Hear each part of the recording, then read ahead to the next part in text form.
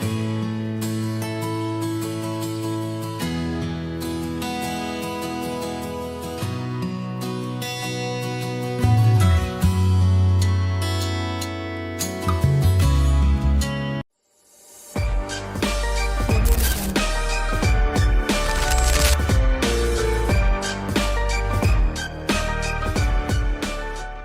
guys, welcome back again to Yes Academy Podcast. And with me, Mr. Phang. Yes, and Leo? Yeah, I think you can see the name below us right now. Yeah, that's what We've been was talking suggested, about. right? It Yes. was suggested to put the names down there. Anyway, so the last episode we talked about generating leads, right? Yes. The generating leads, and of course, Approaching them. approaching them. Then, if let's say the person has secured an appointment, yeah, what's next?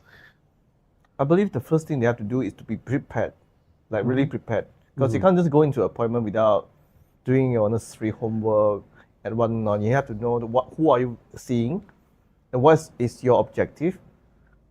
Have you experienced anybody that came to see you without preparation? Too many of them. Too many of them. Let's just share an example.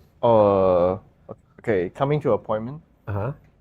Those salespeople who come in and say that They come to you for what, actually? some people come to me to sell. Oh, okay, let's talk about the very bad experience. A lot of people talk to me a day, okay, more than 200-300 unique messages to me. And many of them, when they come to me, they cannot even phrase it properly. Yeah.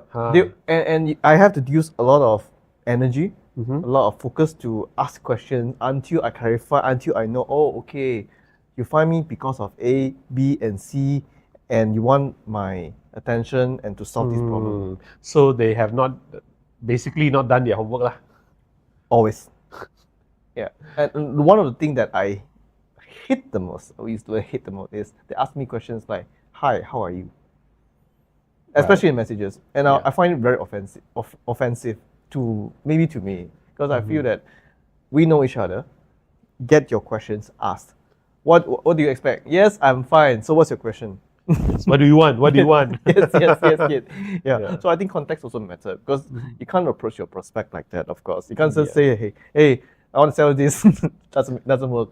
All right. Yeah. And that is why preparation is the key to success. Yes. We always say that. Right? Once you have the appointment, they have given you the appointment, sometimes that is the only time that you can meet them. Yes. And after that, they will not meet you anymore. If they don't like what you are doing, they will not meet you anymore. So you have basically blown away that chance. So if you don't prepare yourself, then if you don't plan, then you plan to fail. Yeah, true. I've seen a lot of this also, because one of the reasons why I've seen salespeople, they are not preparing well, is simply because they are overconfident. They say that I've been doing this for so many years, I'm experienced enough, I know what they want, and basically this is what I'm going to introduce to them.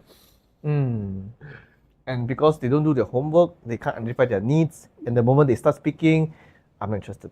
Yeah, all right. So that is why this step, preparation, we need to help the salespeople and also, of course, your network marketers in terms of how they can actually prepare themselves.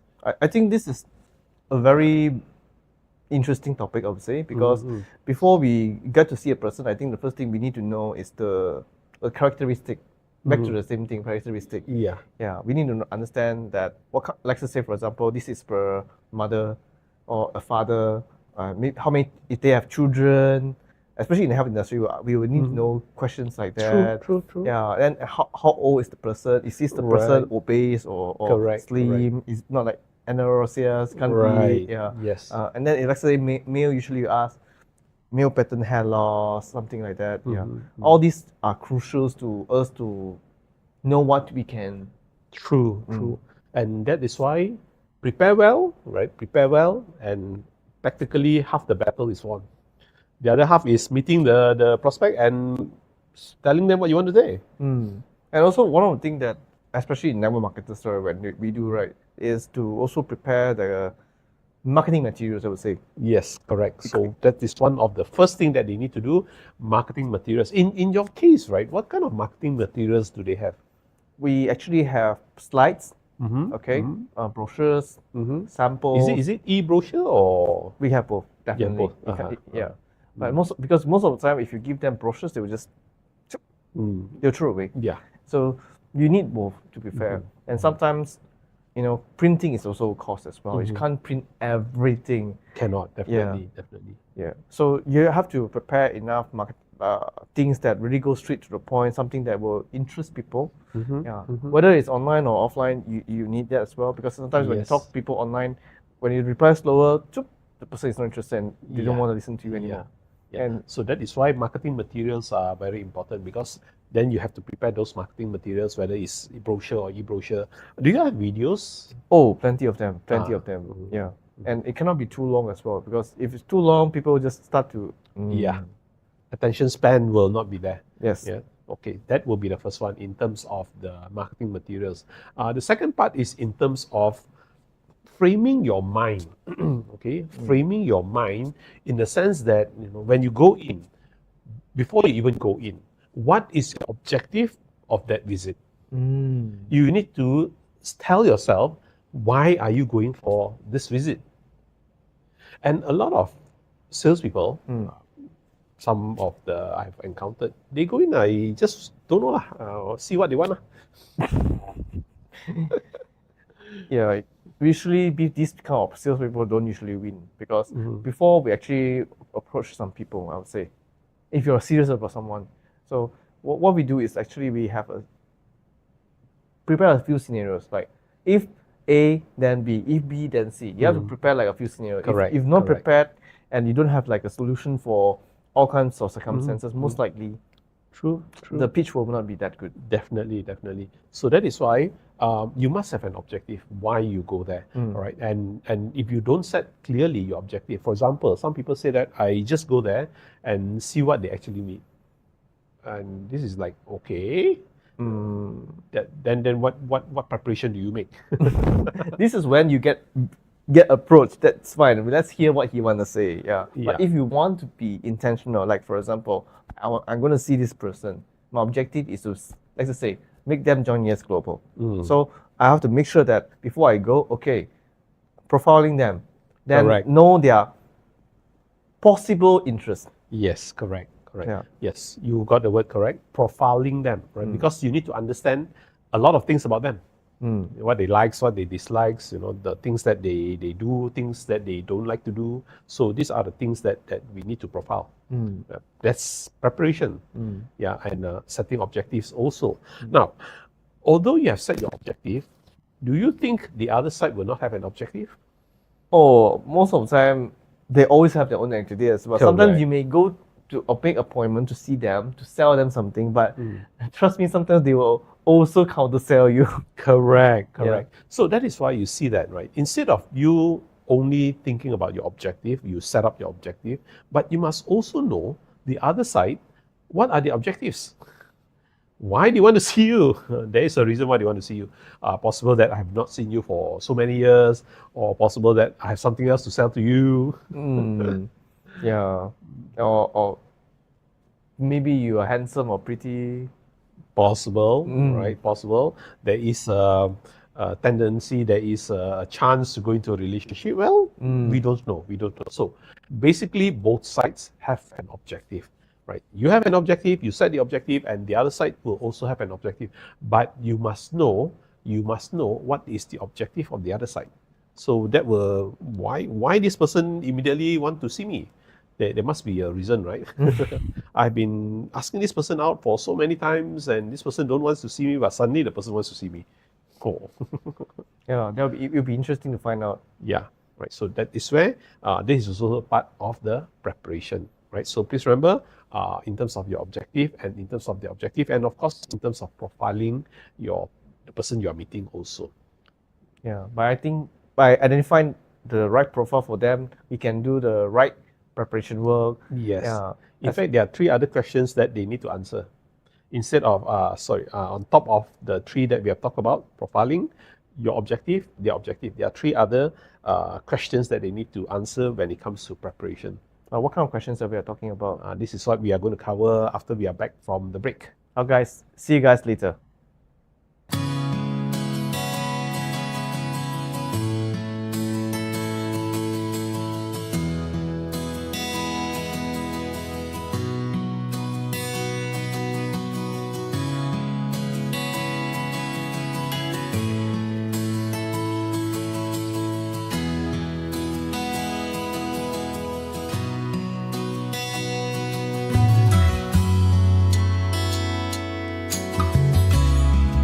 Hey guys, welcome back. And we're at the preparation.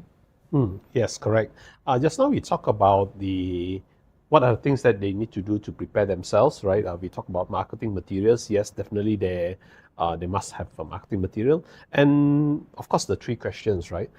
In terms of profiling their prospect whom they are meeting, then set their objectives and also try to understand the other side. What are the objectives? Why do they give you a chance to meet you? As I mentioned just now, there are three other questions that they have to answer also, right? Number one is in terms of basically when they are there, what would they want to propose to them? Okay. What would they want to propose to them? Of course, once they have understood the profile, right? They say that, okay, based on the profile, I may, recommend them this product, for example, right?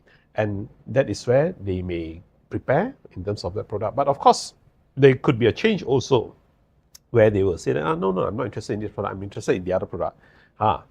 They have to be prepared to change, pivot immediately to the other product. Right, but anyway, in terms of preparation, of course, they need to start off with one product first. So, for example, for you start off with the toothpaste because that's the easiest to sell. So they need to, what would they propose? Toothpaste? That's it. So that is the preparation in terms of what would they want to propose to the prospect. Yes, you're right. So coming to the other three questions, first you mentioned about things, the possible scenarios, right? So I think when it comes to something like that, I also like to know more about the person's background. Yeah, you like to say profiling. So I would like to know sometimes, especially in sales, in our outline, we like to know their family, how many people they have, also their economic power, because it's important, because you need to know that this person might be a high flyer, they want quality products, or this person is having financial difficulty, they want something affordable. Then also, you also want to look at their family being like, for example, he is the father. Okay, father means he's more interested in something like that, or mother. Yes, correct. Yeah. Because some products will interest the father, some products will interest the mother. Yes, and then if they're the kids, then for the father and mother or the family. Right. So we really go really detailed into the profiling. Yes, correct. Yeah. So that's part of preparation. And the other part is also in our terms, right? In our terms, we must also understand what they actually want. Yes. This is what we're going to propose them, but will they accept everything that we are going to propose them? I normally don't think so, right? And then they will counter offer something, and that's where we also need to know what they actually want. What they actually want, yes. So that's where it is a both side thing. This is what I want to get from them. I want them to buy these products. This is what I don't want to buy these products. I want to buy just only this product. So sometimes what we do here is that we actually prepare a few scenarios, different scenarios, and then you need the marketing material, all these things. So when the situation change, because only when you meet the person, you know that what's going to happen. Okay. Then you can have like if it's not this, then maybe this one might work for you. Yeah. So all these are very, very important, because sometimes you may come to them with this initial idea, but as the conversation goes on, you realize that instead of trying to tell you about toothbrush, you actually have some other issues. Right. Yes. Yeah. So that's why they have to be prepared to also talk about the other things. Suddenly from the conversation where they are possible when they are finding out the needs and all that, they may not be what they want. Mm. Whatever they prepare, oh damn, I don't know what to say anymore. Yes. And also, a lot of times when, especially in this industry, we like to talk about data and facts. Because data and facts are the one that will drive people to your objective, I would say. So, one of the things that, one of the pitch that goes deep into my mind is the toothpaste pitch, where they take off the plastic bag, then they start rubbing, and then they say that, look at the color of the plastic bag, it has gone down. So, what happens when you use a bad toothpaste? It will do this to your teeth. The thing that's protecting your teeth will go away. So immediately you got your attention. So I think when we go to the meeting, we have to prepare some, let's call it hook. Yes, correct. Hook and props. If you have props, then how we want to use the props and all that. Because all these things will immediately capture their attention, so that it can immediately bring them to, oh, okay, I have a solution here to this problem. Correct. That's where they need to prepare all these things. And last but not least, I'm not sure whether this happens in your industry. There's always a last question, especially those who are doing B2B, then B2C also, right? What is the BATNA? BATNA. B-A-T-N-A. B-A-T-N-A. Oh, BATNA. Yes. We always say that, right? You also need to prepare your BATNA. What is a BATNA? BATNA means best alternative to a negotiated agreement. Okay, best alternative to a negotiated agreement. For example, I want to sell you an item. Let's say I want to sell you at 1,000 ringgit. But you're definitely not going to buy from me at 1,000 ringgit. But the lowest I can go, for example, is let's say about 600. But 600 to 1,000. But for you, you're willing only to buy from 400 to 800. So anything above 800, there's no BATNA because I will not get an agreement from you. Anything below 600 is that I will not sell to you because I don't have an agreement with you, right? It's way below my cost price. So basically, but between 600 to 800 ringgit, there is a possibility that I can do business with you, right? I can do business with you at this range of price. So that is where, before even we go and meet the prospect, we need to set out our BATNA. But I'm not sure how this can work in your situation, right? Because in B2B and B2C, even in retail also, this is why I always train them, right? Always look at your BATNA. If they don't like this, you can propose another alternative. So that is the BATNA, the alternative. So, but B2B, yes, B2B is sometimes they go by package, what kind of package that you would like to propose to them. This is the package, and if they like to change, so is it within your BATNA? I think this is actually not a very complicated one because the company has done enough research on the BATNA itself for the distributors. So before we design the product, we actually go to the market and research on the selling price. And one of the best thing about the e-commerce platform is the price is extremely transparent. So you can go to the e-commerce platform, start looking at, okay, this competitor is selling, let's just say, joint product. In joint, usually you talk about glucosamine, MSM. So what is their content?